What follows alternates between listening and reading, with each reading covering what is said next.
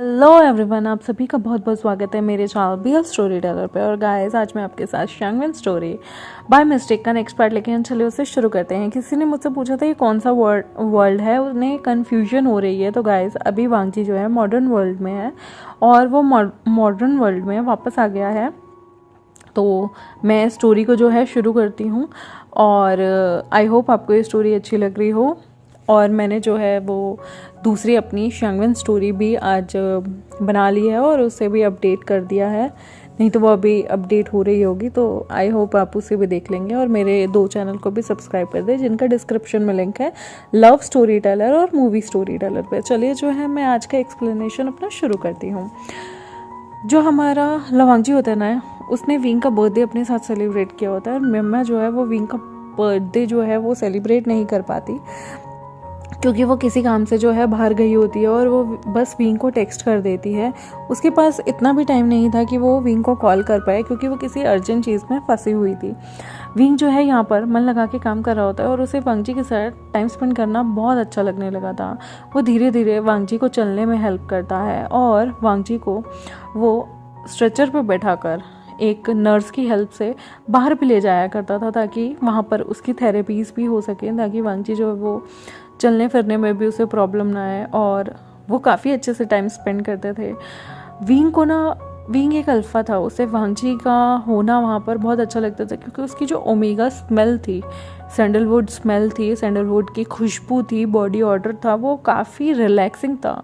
और विंग को ना वांगजी के साथ रहकर काफ़ी अच्छी फीलिंग आती थी, वो काफ़ी रिलैक्स फील करता था। और वांगजी को भी विंग की ओवैसी बात है, विंग की खुशबू, विंग का सब कुछ उसे बहुत पसंद आता था। और विंग जब भी अपने काम से फ्री होता था, वो विंग जो था वो अनाथ था और उसके पास कहीं जाने के लिए कुछ भी नहीं था, लेकिन वो जब भी अपने काम से फ्री होता था वो वांगजी के साथ टाइम स्पेंड करने आ जाता था। जब भी विंग बिजी होता था अदर ऑपरेशंस में, तो वांगजी जो है वो अपना सारा जो फोकस है ना वो सिर्फ विंग के कामों में, विंग की चीज़ों में, विंग की खुशबू में बिताया करता था। और अब तो उससे मिलने शिजे भी आने लगी थी। शिजे को वांगजी काफ़ी पसंद आया था और शिजे को ऐसा लगता था कि मेम्मा जो है वो विंग के लिए ठीक नहीं है क्योंकि विंग उससे प्यार नहीं करता, लेकिन वांगजी को वो इतना वक्त दे रहा है और हम उसके साथ वक्त बिताना ज़्यादा पसंद करते हैं जिससे हम पसंद करते हैं। और हो सकता है विंग की आगे चल के बॉन्डिंग जो है वो मेम्मा से ना रहे, क्योंकि जहाँ प्यार नहीं होता, अट्रैक्शन नहीं होती, वहाँ रिश्ते नहीं चल पाते।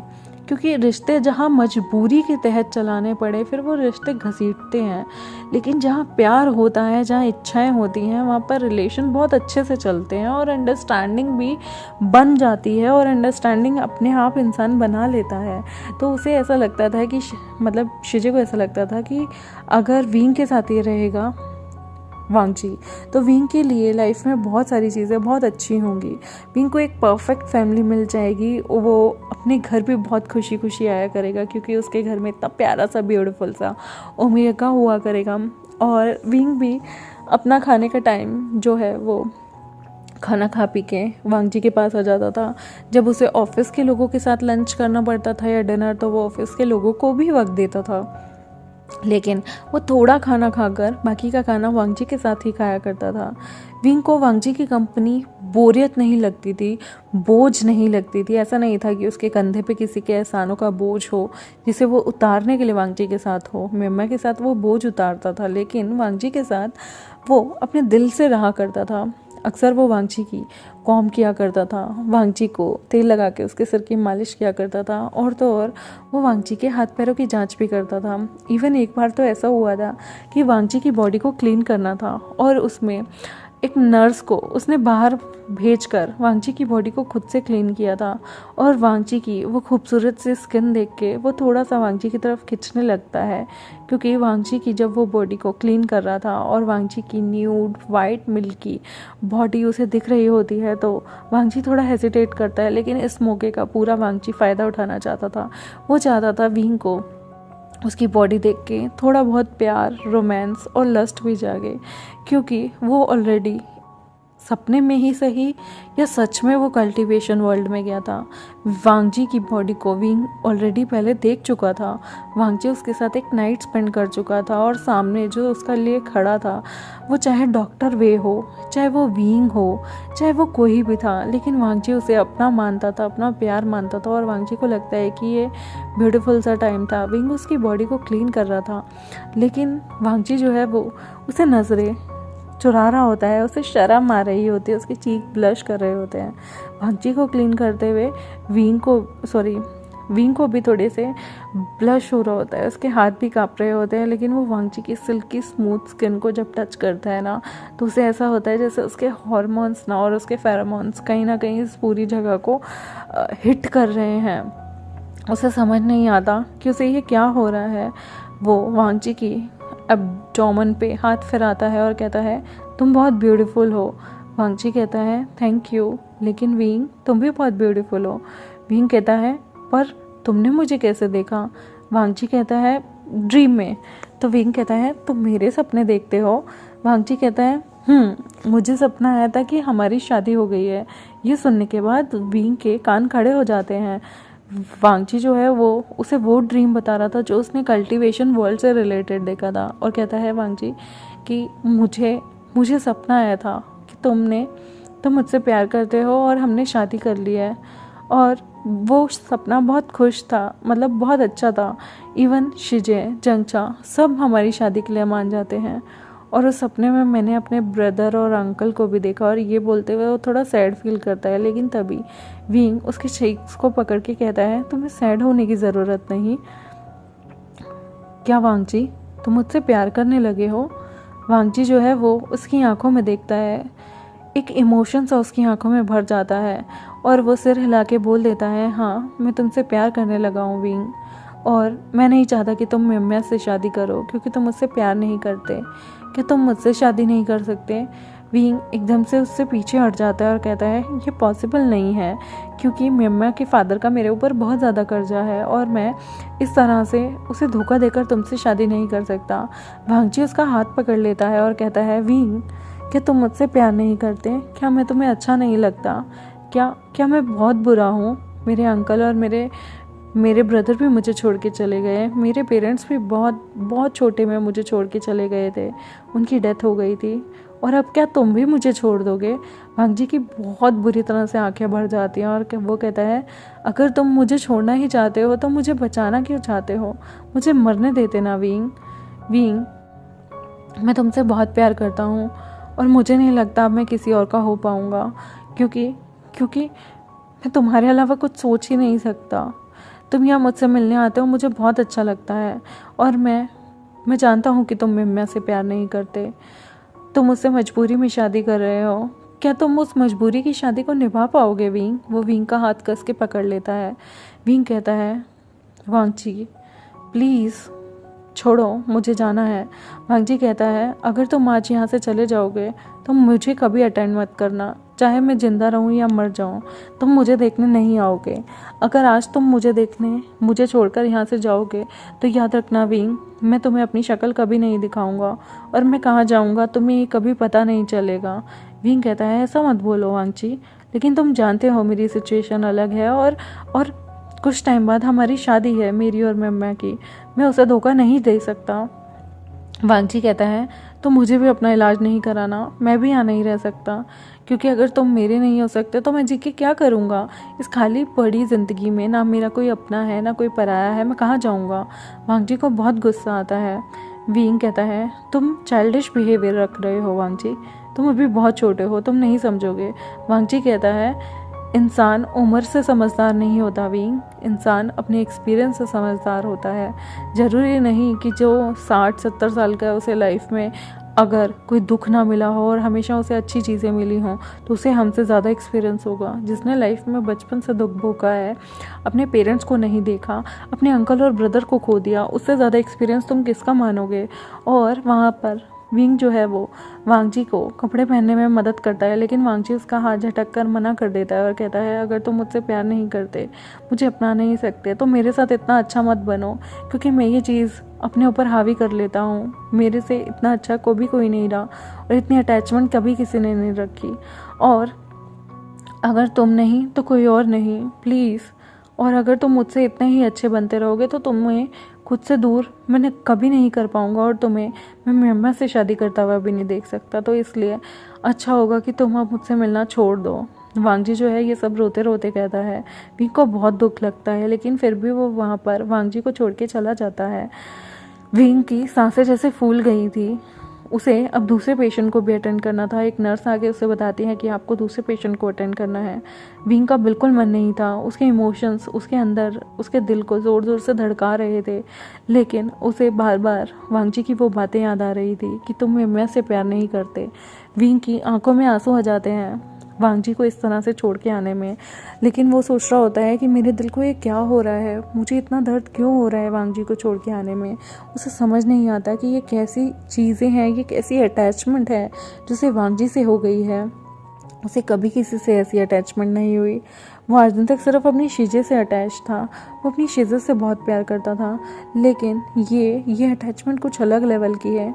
क्यों उसे दर्द हो रहा है जब वो वांगजी को इस कंडीशन में छोड़ा है। यहाँ पर जो है विंग जो है वो सोचता है कि शायद वांगजी ने ये सारी चीज़ें इमोशनल होके कही होंगी, क्योंकि वो इतने टाइम से उसका ख्याल रख रहा था। और वो अपने पेशेंट को चेक करता है, ऑपरेशन रूम में जाता है उसके साथ। उसका ऑपरेशन करने के बाद जब वो 2-3 घंटे बाद फ्री हो जाता है, क्योंकि ऑपरेशन में काफ़ी टाइम लगता है, बंदा हर चीज़ नोटिस करता है, तो वो जब फ्री होकर वापस बाहर आता है तो जो उस पेशेंट की फैमिली होती है वो विंग को घेर लेती हैं, और कम से कम आधा पौना घंटा वो पूरी फैमिली विंग का दिमाग खा जाती है। विंग अपने काम में बहुत ज़्यादा फोकस्ड होकर अपना काम कर रहा था, लेकिन बाहर आने के बाद उसे उस पेशेंट की फैमिली से बात करने का दिल नहीं था। उसका दिल सिर्फ वांगजी के पास था, लेकिन वो अपनी ड्यूटीज़ को नेग्लेक्ट नहीं कर सकता था। वो उस पेशेंट की फैमिली से मिलता है, बात करता है, उन्हें आश्वासन देता है कि पेशेंट ठीक रहेगा, और उसके बाद वो वांगजी के चैम्बर में जाने की सोचता है। वो मन में सोचता है कि वांगजी ने तो मुझे मना किया है, पर मैं उसे बार बार से तो देख सकता हूँ ना। वो वांगजी के रूम की तरफ जाता है, और जैसे ही वो वांगजी के रूम की तरफ जा रहा होता है, वो देखता है कि एक नर्स भागी भागी आती है और कहती है कि जो पेशेंट था वो उस रूम में नहीं है, पेशेंट यहाँ से कहीं चला गया है। विंग एकदम से उसके हाथ पैर कांप जाते हैं, और वो मन में सोचता है कि वांगजी कहाँ गया होगा। दरअसल विंग को वांगजी के बारे में कुछ भी नहीं पता था, और वांगजी ने अभी अपनी पेमेंट भी नहीं की थी अस्पताल की, और बहुत सारी चीज़ें थी जो अभी वांगजी से रिलेटेड कुछ भी क्लियर नहीं था। विंग को ये भी नहीं पता था वांगजी के घर कहाँ है, नाम क्या है, कहाँ रहता है, कुछ भी नहीं पता था उसे। विंग बहुत ज़्यादा शॉक्ड हो जाता है, और वो नर्स कहती है कि उस पेशेंट की हालत इतनी ज़्यादा ठीक भी नहीं है। उसने अपने हाथ से सारी की सारी जो ड्रिप्स लगी हुई थी वो भी निकाल दी, और वो पता नहीं कहाँ चला गया। विंग जो है वो कहता है वो ज़्यादा दूर नहीं गया होगा, हम लोगों को चेक करना चाहिए आसपास जाके। वांगजी ने उसके लिए एक खत लिखा हुआ था, जिस खत पे लिखा हुआ था I love you and sorry. ये देखने के बाद जब विंग उसके रूम में सारी चीज़ें जांच पड़ताल करता है, तो उसे सच में बहुत रोना आता है कि ये कैसी मजबूरी है ना, हम जिससे प्यार करते हैं उसे एक्सेप्ट नहीं कर सकते, इसलिए क्योंकि हमें किसी का एहसान चुकाना है। वहाँ पर विंग उस खत को गले सीने से लगाता है। उसका सीने में एक दर्द बैठ जाता है कि अगर वांगजी ने खुद को कुछ कर लिया तो क्या होगा। विंग जो है वो फटाफट से जंगचा को शिजे को फ़ोन करता है, और उनके सामने एकदम से पैनिक होते हुए बोलता है कि शिजे, वांगजी कहीं चला गया, प्लीज़ उसे ढूंढो। और वो कहता है कि मैं चाहता हूँ कि आप लोग पुलिस में जाके भी कंप्लेन कर दें। वो लोग पुलिस में कंप्लेन कराते हैं, और पुलिस भी वहाँ आती है, देखती है कि हॉस्पिटल प्रशासन को की आंखों में धूल झोंक के वांगजी वहाँ से चला गया है। वांगजी के अभी बिल भी अनक्लियर थे। वो लोग उनसे पूछते हैं, लेकिन तभी हॉस्पिटल के नाम पर वांगजी के जो बिल होते हैं, एक कॉल आता है, एक बंदा आता है वहाँ पर, और वो वांगजी के बिल्स को क्लियर कर देता है। जैसे ही विंग उस बंदे को देखने आता है तो वो वांगजी नहीं था, बल्कि कोई और होता है। तभी विंग उससे पूछता है आप कौन हैं और आप वांगजी के बिल को क्लियर क्यों कर रहे हैं। तो वो आदमी कहता है मेरा नाम नी होए सिंह है, मैं वांगजी का एक दोस्त हूँ, और वांगजी चाहता था कि मैं उसके बिल को क्लियर कर दूं, क्योंकि वो अभी यहाँ नहीं आ सकता था, तो इसलिए मैं उसके बिल को क्लियर करने आया हूँ। तो वी विजयन उससे पूछता है कि आप मुझे बता सकते हैं लवांगची का घर और लवांगची कहाँ रहता है, कि आप उसका मुझे फ़ोन नंबर दे सकते हैं। तो न्यू हसेंग हंसता है और कहता है कि मुझे उसने मना किया है उसके बारे में कोई भी डिटेल किसी को देने से, सॉरी मैं आपकी मदद नहीं कर सकता। विभूजन कहता है प्लीज़ मुझे बताएं वांगजी कहाँ है, वांगजी की ज़रूरत यहाँ ज़्यादा है, उसे कहो कि वो कहाँ है, वो ऐसे बीच में अपनी ट्रीटमेंट को छोड़ के नहीं जा सकता। तो नी हुसैन कहता है कि वांगजी अब बिल्कुल ठीक है, अब वो बिल्कुल ठीक फील कर रहा है और वो नहीं चाहता वो किसी से मिले, वैसे भी वो बहुत ज़्यादा इंट्रोवर्ट है और उसके ब्रदर और अंकल के जाने के बाद तो वो वैसे भी इतना डीमोटिवेटेड रहता है। मैं नहीं चाहता कि वांगजी को कोई भी परेशानी हो, तो प्लीज़ आप उसकी प्राइवेसी का ख्याल रखिए, अगर वो नहीं मिलना चाहता तो प्लीज़ आप उसे फोर्स मत कीजिए, क्योंकि उसके अंकल और ब्रदर के जाने के बाद उसकी मेंटल स्थिति पे बहुत असर पड़ा है। और प्लीज़ आप मुझे भी फोर्स मत कीजिए, क्योंकि मैं वांगजी का ट्रस्ट नहीं तोड़ना चाहता।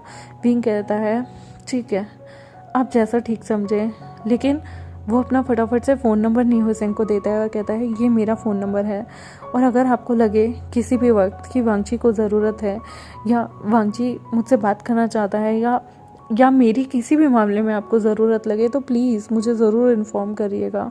और प्लीज़ अगर वांगजी को कुछ भी होता है तो आप मेरा फ़ोन नंबर याद रखिएगा, आप अपने फ़ोन में अभी के अभी जो है मेरा फ़ोन नंबर फीड कर लीजिए, ताकि अगर वांगजी को कुछ भी होता है या कुछ भी 1% भी आपको ऐसा लगता है कि कुछ ठीक नहीं हो रहा है या कुछ भी गलत हो रहा है तो आप मुझे इन्फॉर्म कर सकें। विंग को इतना घबराता देख नी हुसैन को थोड़ा सा तरस आता है, उसका बस दिल हो रहा था कि वो वांगजी कहाँ है, कहाँ रहता है, या वांगजी का फ़ोन नंबर ही उसे दे दे, लेकिन वो मन में सोचता है कि वांगजी ने स्ट्रिक्टली उसे कहा है कि अगर उसने उसका पता किसी को बताया तो वांगजी फिर से सुसाइड कर लेगा। तो नी हुसैन कुछ नहीं बोलता और विंग का चुपचाप नंबर ले लेता है। और तभी एक लेडी कहती है कि आपको ऐसे ऐसे एक बिल और क्लियर करना होगा। तो नी हुसैन कहता है कि अभी तो मैं उसके कैश नहीं लेके आया, लेकिन आप मुझे बता दीजिए मैं ऑनलाइन ट्रांसफ़र कर दूंगा, और कोई प्रॉब्लम होगी तो मैं आकर रिपोर्ट ले जाऊंगा। तो वो लेडी कहती है कि हमें वांगजी की बहुत सारी रिपोर्ट्स भी आपको देनी है, तो अगर आप आकर ले जाएं तो ज़्यादा अच्छा होगा, क्योंकि मुझे नहीं लगता कि हम लोग आपके 1-2 चक्कर और लगेंगे, अभी रिपोर्ट्स बनी नहीं है और सडनली उनके यहाँ से जाने से बहुत ज़्यादा क्योस सा इकट्ठा हो गया है, इसलिए हम लोगों ने बहुत सारी चीज़ें अभी बनाई नहीं थी। तो न्यू हसेन कहता है कोई बात नहीं, मैं 1-2 चक्कर और लगा जाऊँगा, मुझे कितने दिन में आना होगा। तो वो कहते हैं आप परसों आ सकते हैं। तो न्यू हसेन कहता है ठीक है। तो विंग कहता है अगर तुम परसों आओगे तो मुझसे ज़रूर मिलना, मैं तुम्हें वांगजी के बारे में पूछना चाहूँगा कि वो ठीक है या नहीं। न्यू हसेन कहता है ठीक है, और न्यू हसेन वहाँ से चला जाता है। ऐसे ही कुछ दिन बीत जाते हैं और वांगजी का अभी तक जो हमारा विभूषण होता है उसे कोई पता नहीं होता। उसे बहुत बुरा लग रहा होता है, लेकिन वो मन में दुआ कर रहा होता है कि वांगजी जो है वो ठीक रहे, वांगजी जैसा भी है वो बस खुश रहे, जहाँ भी रहे, जैसे भी रहे, जिसके साथ भी रहे, वांगजी बस अपना खुश रहे और सही सलामत रहे। ऐसे ही 2 दिन बीतते हैं और न्यू हसेन फिर से वहाँ आता है। तो जो हमारा विभूषण होता है वो न्यू हसेन से पूछता है कि वांगजी कैसा है। तो न्यू हसेन उसे बताता है कि वांगजी की तबीयत ठीक नहीं है, वो बहुत ज़्यादा रोता रहता है और डिप्रेशन में भी रहता है, और 1-2 बार तो वो बेहोश भी हो गया था। ये सुनने के बाद जो हमारा विभूषण होता है उसे बहुत बुरा लगता है कि वो ऐसे कैसे वांगजी के प्यार को ठुकरा सकता था। जिस इंसान ने बचपन से इतना कुछ सहा है, उसे विभूषण एकदम से कैसे मना कर सकता था, और वो भी ऐसी स्टेट में जहाँ पर वो ऑलरेडी हॉस्पिटलाइज था, उसने एक सुसाइड अटैम्प्ट किया था। विंग को बहुत दुख होता है और वो बार बार मिन्नतें करता है नी हुसैन से वांगजी से मिलने के लिए। और नी हुसैन यहाँ पर विंग को रोता देख पिघल जाता है और कहता है कि क्या तुम भी उससे प्यार करते हो। यहाँ पर विंग को अब आभास हो चुका था उन 2 दिन में बिना खाए पिए सिर्फ वांगजी के रूम को स्टेयर करने में। उसे बिल्कुल अच्छा नहीं लगता जब वांगजी का वो बेड किसी और को दे दिया जाता है, क्योंकि हॉस्पिटल का गाइस कुछ ना कुछ रूल होते हैं, वो ऐसे अपने एम्प्टी बेड नहीं छोड़ सकते थे, जिसको ज़रूरत होती थी वो लोग उसे दे देते थे। और यहाँ पर हर टाइम विंग को ऐसा लगता था कि वांगजी शायद उससे मिलने आएगा और विंग उसे देखेगा उसकी वांगजी के चेहरे को देखे बिना उसका दिन नहीं जाता था। और यहाँ पर हॉस्पिटल में भी इस वक्त, क्योंकि जब कोई चीज़ हमसे बहुत दूर हो जाती है और स्पेशली हमारी बहुत कोई ख़ास चीज़, तो हमारा मन नहीं लगता। तो यहाँ पर विंग का भी इस वक्त काम में मन नहीं लग रहा था। उसे ऐसा लगता है शायद वो काम में मन ही इसलिए लगाता था क्योंकि वो यहाँ पर लवांगची को देखने आता था। अब उसे एहसास होने लगा कि अगर वो मजबूरी में मेम्मा से शादी कर भी लेगा तो वो क्या हासिल कर लेगा। मेम्मा को वो कभी ज़िंदगी में खुश नहीं रख पाएगा। आज भले ही वो ये सोच रहा है कि वो उसके पापा के एहसान उतार देगा, लेकिन आगे फ्यूचर का क्या होगा, ये सब सोचकर विंग डिसाइड करता है कि वो मेम्मा को सच बोल देगा कि वो मेम्मा से प्यार नहीं करता। उसके बाद मेम्मा को थोड़े दिन के लिए बुरा ज़रूर लगेगा, लेकिन सारी ज़िंदगी एक दूसरे को भुगतने या एक दूसरे से नफ़रत करने से अच्छा है कि कुछ टाइम नफ़रत कर ली जाए। और विंग जो है वो न्यू सिंह को कहता है, क्या तुम मुझे कुछ वक्त दोगे? क्या तुम यहाँ पर मेरे लिए 10 मिनट वेट करोगे? मुझे किसी से कॉल पे बात करनी है। और न्यू सिंह कहता है हाँ बिल्कुल। और वहाँ पर विंग जो है मेम्मा को फ़ोन करता है। मेम्मा फ़ोन उठाती है, जो कि ऑलरेडी अपने कामों में बहुत बिजी रहा करती थी। और विंग सडनली उसे बोल देता है कि मेम्मा, मैं तुम्हें एक चीज़ बताना चाहता हूँ। मैं तुमसे प्यार नहीं करता और मैं तुमसे झूठ भी नहीं बोलना चाहता। मैं तुमसे कभी प्यार नहीं करता था और मुझे ऐसा लगता है कि मुझे किसी और से प्यार हो गया है। मैं सिर्फ तुमसे शादी तुम्हारे बाबा के एहसानों की वजह से कर रहा था और मुझे माफ़ कर देना। मैं आज स्ट्रेट फॉरवर्ड होकर तुम्हें सारी चीज़ें बता रहा हूँ, लेकिन मैं तुमसे झूठ नहीं बोलना चाहता। और तुम्हारा दिल रखने के लिए मैं तुमसे शादी कर लूँ और ज़िंदगी भर तुमसे प्यार ना कर पाऊँ तो शादी का क्या फ़ायदा होगा? ना तुम खुश रहोगी ना मैं खुश रहूँगा। और मैंने सोच लिया है कि मैं जिससे प्यार करता हूँ वो इंसान भी मुझसे प्यार करता है मेम्मा। मैं उसी के साथ ही ज़िंदगी बिताना चाहता हूँ। मैं एक झूठी शादी नहीं जीना चाहता और मैं एक झूठी शादी करके तुम्हें या मुझे होप नहीं देना चाहता कि फ्यूचर में हम अफसोस करें और जब हम अलग होएं तब तक बहुत देर हो चुकी हो, बहुत सारी ज़िंदगियां बर्बाद हो चुकी हों। तो आई होप तुम आज मुझे भले ही बुरा भला कहो या बुरा भला समझो, लेकिन आगे चल के तुम समझोगी प्यार लाइफ में बहुत इम्पॉर्टेंट होता है और बिना प्यार के ज़िंदगी नहीं बीतती। और सपोर्ट करने वाला इंसान अगर मन से सपोर्ट नहीं कर रहा, हमारा जीवन साथी हमसे प्यार ही नहीं कर रहा, तो ज़िंदगी कभी अच्छी नहीं बीत सकती। मुझे माफ़ कर देना मेम्मा। मेम्मा बहुत गहरी सांस लेती है और कहती है कि मैं जानती थी तुम मुझसे प्यार नहीं करते विंग, और मैं जानती थी कि तुम मेरे पेरेंट्स के दबाव में आकर, मेरे फादर के दबाव में आकर मुझसे शादी कर रहे हो, लेकिन मुझे नहीं पता था कि तुम मुझसे शादी के लिए मना कर दोगे या तुम्हें किसी और से प्यार होगा। मुझे लगता था तुम एक हार्टलेस पर्सन हो और तुम किसी से प्यार नहीं कर सकते, लेकिन तुम्हारे अंदर भी दिल है और अगर वो दिल किसी और के लिए धड़क रहा है तो मैं तुमसे ज़बरदस्ती शादी नहीं करना चाहती और मैं कभी करना भी नहीं चाहती थी ज़बरदस्ती। मुझे लगता था शायद तुम मुझे आगे चल के प्यार करने लगोगे अगर तुम अभी किसी से नहीं करते तो, लेकिन अगर तुम किसी और से प्यार करते हो तो तुम मुझे कभी खुश नहीं रख सकते। तुम्हारे चेहरे से ही दिखता था तुम कितने नाखुश होते थे शादी की बात पे। लेकिन शायद मैं सेल्फिश हो रही थी विंग, लेकिन मैं बहुत खुश हूँ। तुम जिससे भी प्यार करो मुझे ज़रूर बताना। अगर वो तुमसे शादी करेगा तो मुझे उस शादी में ज़रूर बुलाना। एक दोस्त की हैसियत से ही सही, हमने बहुत अच्छा वक्त दोस्ती में बिताया है, तो एक दोस्त की हैसियत से मुझे ज़रूर बुलाना। विंग कहता है ऑफ कोर्स मैं तुम्हें ज़रूर बुलाऊंगा। और अपने फादर को कहना कि मैं उनका हमेशा एहसानमंद रहूँगा, लेकिन मैं उनकी बेटी की ज़िंदगी बर्बाद नहीं कर सकता सिर्फ इसलिए कि मुझे एहसान उतारना है। इसके लिए मैं तुम्हें ज़िंदगी भर बर्बाद नहीं कर सकता, झूठी उम्मीदें नहीं दे सकता। तो मेम्मा कहती हैं तुमने जो कदम उठाया उसके लिए गिल्टी फील मत करो। वन साइडेड मेरा प्यार था और अगर मुझे वो प्यार नहीं मिला तो शायद मेरे लिए भगवान ने कुछ बेहतरीन सोचा होगा। विंग अगर तुम किसी और से प्यार करते हो और वो भी तुमसे प्यार करता है जैसा कि तुमने कहा, तो तुम्हें उसे चुनना चाहिए। हो सकता है कल को कोई मुझे प्यार करे। आज मैं तुम पे अटकी रहूँगी और ज़िंदगी भर तुमसे उम्मीद रखती रहूँगी तो मैं उस इंसान को भी खो दूँगी जो मेरा डेस्टिन या मेरा सोलमेट होगा।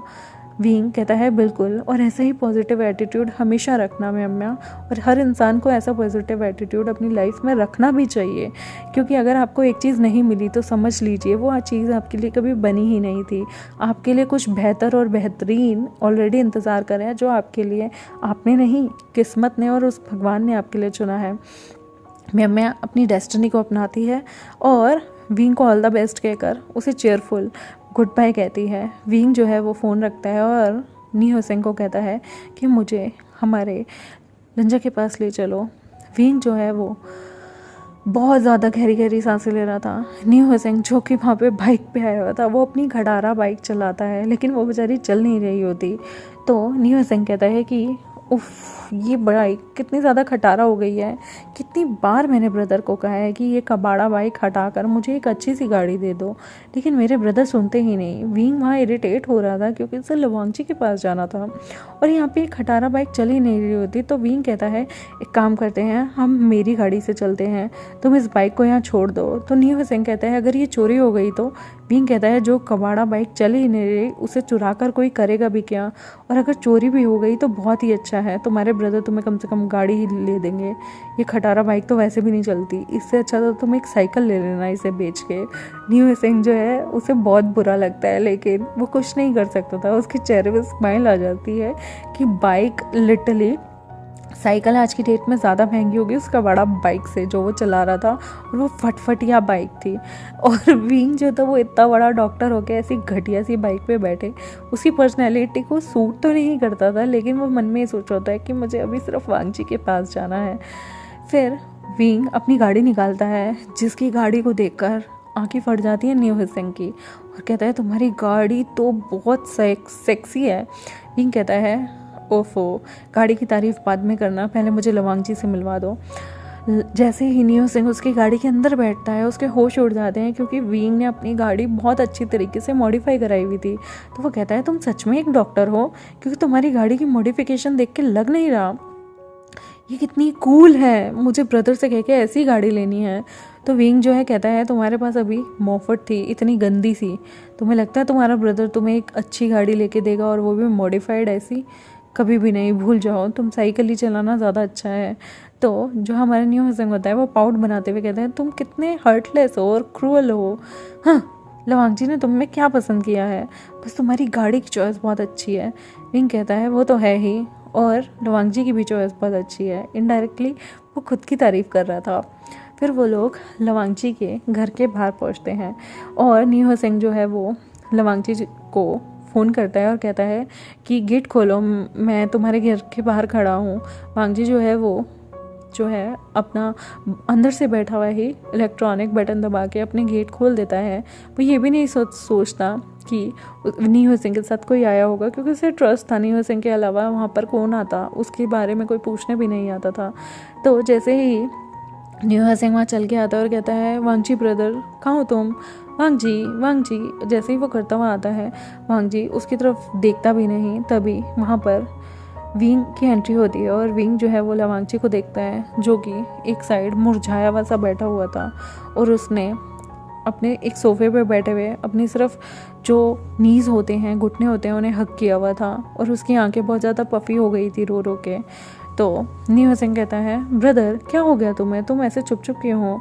तभी नी हुसैन के साथ कोई और भी वहाँ आता है, जिसके जूते वांगची देखता है। वांगची को ये जूते एकदम फैमिलियर से लगते हैं, और जैसे ही वो आँख उठा के देखता है, वो देखता है वहाँ पर विंग आया है।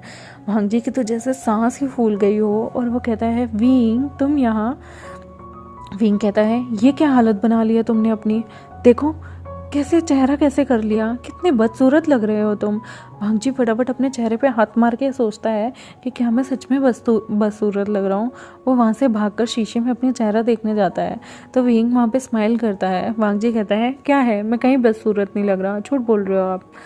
विंग कहता है पीछे से हक करके आई लव यू वांगजी। वांगजी को अपने कानों पे यकीन नहीं आता उसने क्या सुना। वो कहता है क्या कहा तुमने। विंग कहता है आई लव यू। वांगजी कहता है मुंह बनाते हुए लेकिन तुम्हारी तो शादी होने वाली है ना उस मेम्या से।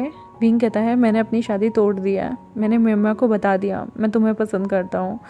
तो वांगजी की जैसे सांसें ही रुक गई थी 2 मिनट के लिए। वो कहता है क्या, कैसे, कब, कहाँ, कैसे, क्यों, ये सब कैसे हो गया।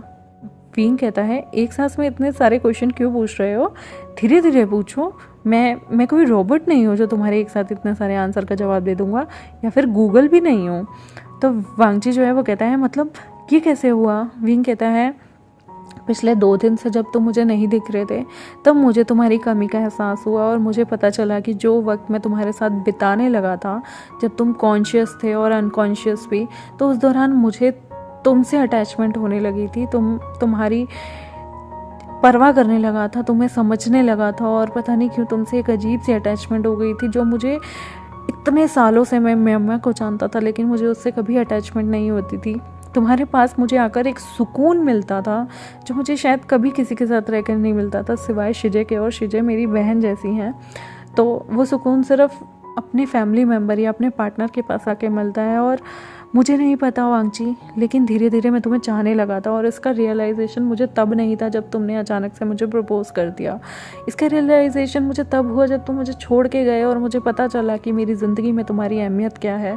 क्योंकि अक्सर जब कोई हमें छोड़ देता है या हमारी ज़िंदगी से चला जाता है तभी हमें उसकी अहमियत का पता चलता है। और अभी बहुत देर भी नहीं हुई थी तो मैंने मम्मा को साफ बोल दिया कि मैं उससे प्यार नहीं करता, क्योंकि मैं झूठ बोलकर उसकी अपनी और तुम्हारी ज़िंदगी बर्बाद नहीं करना चाहता था। एहसान है मेरे, बहुत सारे एहसान हैं मेरे ऊपर उसके, लेकिन उस एहसान के चलते मैं उसकी पूरी ज़िंदगी तबाह नहीं कर सकता था, क्योंकि ये हम लोगों की ज़िंदगियों का बहुत बड़ा फ़ैसला होता और मैं किसी की ज़िंदगी के साथ नहीं खेल सकता था, और मैं अपने दिल के साथ भी नहीं खेलना चाहता था जो सिर्फ तुम्हारे लिए धड़कता है। वांगची पाउट करता है और कहता है तुम्हारा क्या भरोसा, तुमने फिर से मुझे छोड़ दिया तो।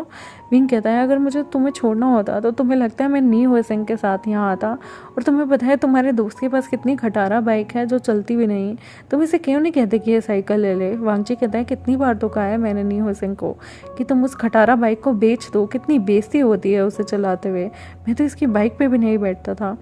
विंग कहता है मैंने भी आज तुम्हारे चक्कर में उतनी खटारा बाइक पे बैठ के देखा, लेकिन लिटरली मैं सच बता रहा हूँ वापस से मैं अपनी गाड़ी लेकर आया हूँ।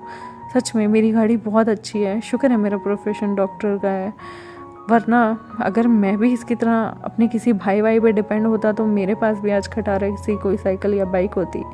वांगजी हंसने लगता है और विंग को गले लगा लेता है और कहता है I love you wing, please मुझे छोड़ के कभी मत जाना। विंग कहता है तुम्हें लगता है अगर मुझे छोड़ के जाना होता तो मैं आज तुम्हारे घर के बाहर नहीं खड़ा होता। वांगजी कहता है वैसे मेरे बिल वगैरह क्लियर हो गए हैं, और एक बात बताओ क्या मम्मा को दुख लगा। विंग कहता है नहीं, क्योंकि कहीं ना कहीं वो जानती थी मैं उससे प्यार नहीं करता, क्योंकि दिख जाता है लोगों की आंखों में और लोगों की बातों से, और वो जानती थी कि मैं हमेशा शादी के टॉपिक को टालता रहता हूँ, तो वो समझ गई थी, बस वो मेरे मुंह से सुनना चाहती थी। और मैं उसे कभी जब तक अगर तुम मेरी ज़िंदगी में नहीं आए होते तो शायद बोल भी नहीं पाता, मुझे करेज भी तुमसे मिला है। वांगजी जो है वो बहुत प्राउड फील कर रहा होता है और कहता है थैंक गॉड तुम्हें रियलाइज़ हो गया, वरना मुझे ऐसा लग रहा था अगर तुम्हारी उससे शादी हो गई तो मैं तुम्हारा डिवोर्स कैसे कराऊंगा। तो विंग कहता है नॉटी, तुम मेरे डिवोर्स की बातें सोच रहे थे, कितने बुरे हो तुम वांगजी। वांगजी कहता है क्योंकि मैं तुम्हारे बिना नहीं रह सकता, और आज नहीं तो कल तुम्हें रियलाइज़ होना ही था कि तुम मेरे बिना नहीं रह सकते। बस अगर तुम उस मम्मा के करीब जाते या उसे किस भी करते तो मैं तुम्हारा मुंह तोड़ देता, तुम्हारे आगे के दांत तोड़ देता। विंग कहता है अगर तुम मुझे दांत तोड़ देते मेरे तो मैं तुम्हें किस कैसे करता।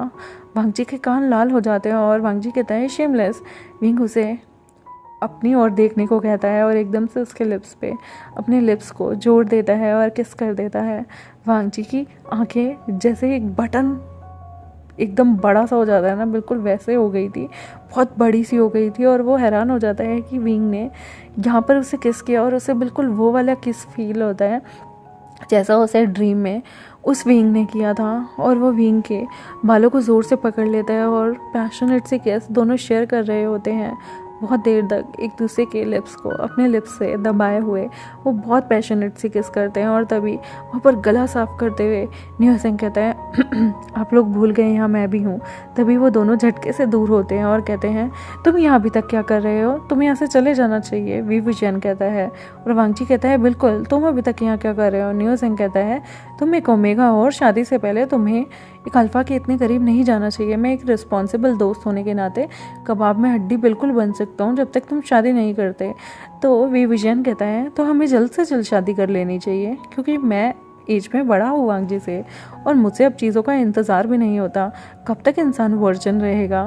वांगजी कहता है पर उसे याद आता है कि किस तरह से जो ड्रीम रन था, या फिर आप कहें कि जो उसका जो उसने वो कल्टीवेशन वर्ल्ड में गया था वहाँ पे उन दोनों ने एक दूसरे के साथ चीज़ें कर ली थी, लेकिन वांगजी को अभी याद आता है अरे ये तो मॉडर्न वर्ल्ड है और ये मेरी खुद की बॉडी है, वो जो थी वो तो किराए की बॉडी थी जिसमें उसने वर्जिनिटी लूज़ की, लेकिन ये इसकी खुद की बॉडी है। तो अब ये ब्लश करता है और कहता है बिल्कुल हमें शादी कर लेनी चाहिए।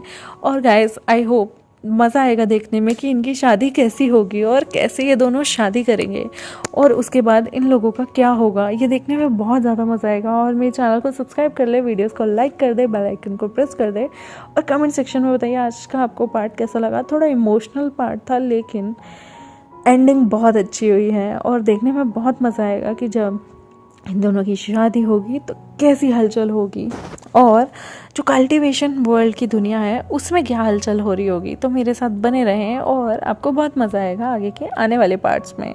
Thank you very much, bye.